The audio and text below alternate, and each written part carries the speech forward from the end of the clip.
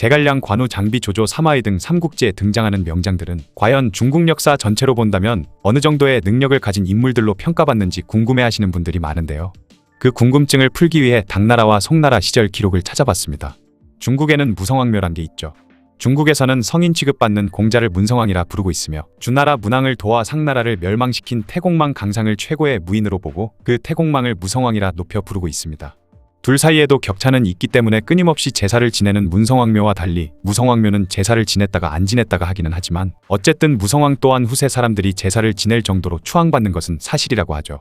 그런데 무성왕에게 제사를 지낼 때 그와 함께 제사밥을 먹을 자격이 있는 사람들의 명단이 같이 올라갈 때가 있는데요. 여기에 이름이 오른 인물들은 자신이 살아가던 시대에서 가장 뛰어난 지휘관이었다는 평가를 받던 인물이라고 합니다. 우선 760년의 당나라 시기에 꼽힌 명단을 한번 살펴보죠. 이 명단에는 먼저 중국사 10대 명장의 이름이 나온 후 그 이후 순위의 인물들이 주르륵 나옵니다. 중국사 10대 명장으로는 전국시대 말기 진나라의 무장인 백기, 한고제를 도와 항우를 쓰러뜨린 회의모 한신과 태자소부 장량, 총나라의 승상이었던 제갈량, 손자병법을 지은 것으로 유명한 손무와 오자병법을 쓴 오기, 춘추전국시대 최고의 명장 중 하나로 꼽히는 아기, 그리고 고구려를 멸망시킨 이세적과 전향저, 이정의 이름이 올라있죠. 그 이후에 순위도 선빈이나 연파, 왕전, 곽거병 등 명장들의 이름을 볼 수 있는데 이들 중 삼국지에 나오는 인물로는 황보숭과 장료, 관우, 주유, 육손, 양호 등 12명의 이름이 순서대로 나와 있습니다. 여기서 보면 삼국지의 인물들 중 제갈량만 중국사 10대 명장으로 꼽히면서 급 자체가 다르게 평가받은 것을 알 수 있죠.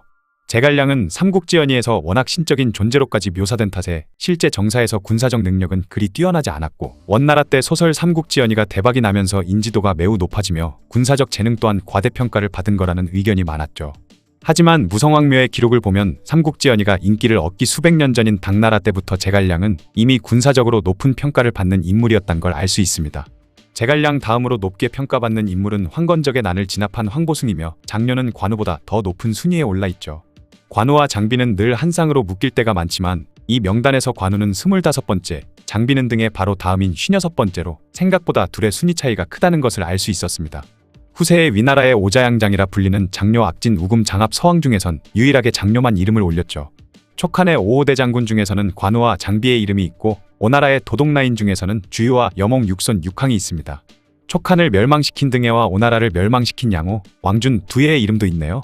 이후 1123년 송나라에서도 72명의 명단을 뽑았는데 송나라 시절 10대 명장으로 뽑혔던 인물들 중 백기와 장량, 오기의 이름이 빠지고 중국 최고의 명재상 중 하나로 평가받는 관중과 처신의 달인으로 불리는 법녀, 그리고 당나라 최고의 명장이라 불리는 곽자이가 새롭게 추가됐죠.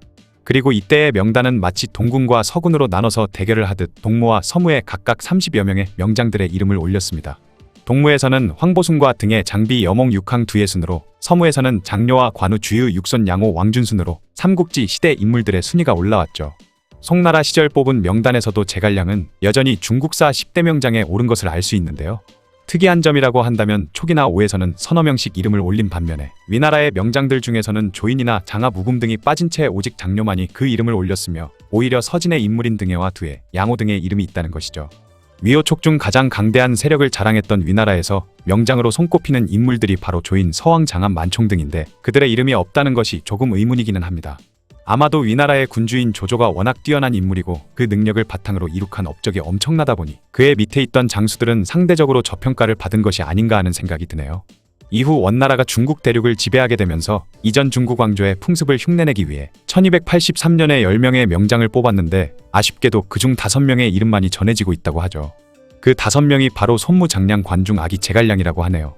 이 무성왕묘의 명단에서 중국사에서 명장으로 손꼽히는 항우나 조조의 이름이 없는 것을 이상하게 여기는 분들도 있을 텐데 군주들의 경우는 모두 대상에서 제외한 것으로 보입니다. 명나라 말의 학자인 황도주가 주나라부터 명나라까지 시대를 주름잡았던 명장들의 전기를 기록한 광명장전이라는 책이 있습니다. 여기서 그는 한나라가 건국된 이후부터 위호촉의 삼국시대까지를 하나로 묶어 이 시기에 뛰어난 활약을 했던 명장들을 기록했죠.